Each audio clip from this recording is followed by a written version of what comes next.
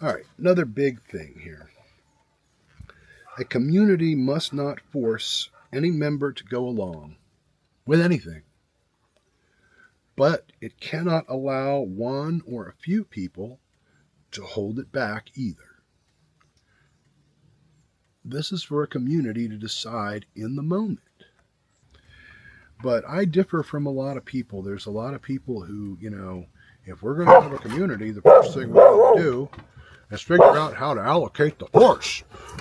Somebody's got to have the power to point a gun at somebody, or you don't have a real community. That's not a government. That's what, HOA or some shit. Like, man, if you can somehow avoid this whole mechanism of violence and trying to anticipate every problem that's ever, any bad thing anybody's ever going to do, we're going to try to anticipate and make a rule against it, and then make sure everybody knows the rule, and then make there's people to enforce the rule, which is violence. And they, of course, are going to have to know all the rules too, we reckon. Blah, blah, blah. It just goes on and on. And, if you don't start out assuming somebody has a right to do legitimate violence to others, if that's just not one of your assumptions, well, what then? Okay, well, then there is no state, there is no police, there is no violently enforced hierarchy.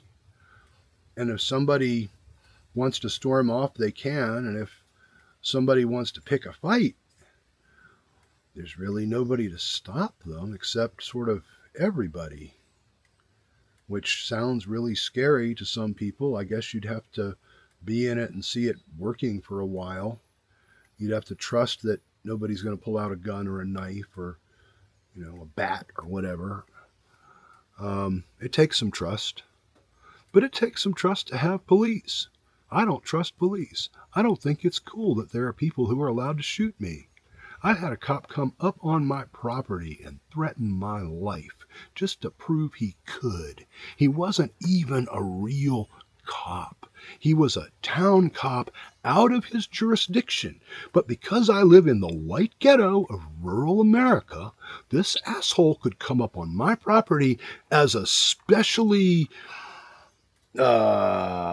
deputized pal of the sheriff, threaten my life, demand me to show him my ID on my property, where, I could have showed him my tax receipt. How about that? And I knew he could legally just put a bullet in my head, or what was more realistic, he could take me to town and put me in a cell and accuse me of making trouble for him and interfering with his duty, and not actually hurt me, but take a bunch of my time and humiliate me and let me know he could do this today, tomorrow, any fucking time he wanted to. That's what he was probably going to do. But we all managed to kiss his ass enough that he, in his benevolence, decided not to do this to me. I pay thousands of dollars a year in taxes for this shit. Motherfucker. Now that guy, they got him. They got him sending a dick pic to a 15-year-old girl.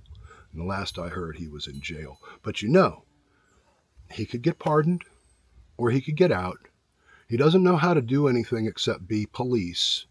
So chances are he will be in this town or your town or some town, being some cop's special friend and threatening your life when and if he gets out. And he will. He's white. He's old. He was a cop. It's not safe for him to be in prison. Oh, no. I reckon there's enough space in our prisons for every Trump supporter. And if there's not, push harder. But what about unofficial violence? What then? What about somebody just sometimes a person has to do what a person has to do. Maybe you live next door to a rapist and there's no police to call and you have to do what you have to do. And the community has to decide whether to thank that person or forgive that person or ask them to leave. That simple. I'm not saying it's perfect. I'm saying we should try it on a small basis and see how it goes, see how it feels to live without force. I'm also not saying it's perfect, but we should compare it to the alternative of having to have constant violence and a whole sort of class of men given permission to just murder people. I mean, that has its issues as well. And the police all over the world are the same. They aren't as bad as the police in the US or Guatemala, but they're the same. They're waiting for their dictator to follow. They're waiting for a chance to climb the ladder. And there's nothing like a dictatorship to make it easier for a cop to climb the ladder. All they see is dollar signs. And they feel like victims. Like, oh, nobody likes us anymore. I wonder why. Like, are you that fucking stupid? Please.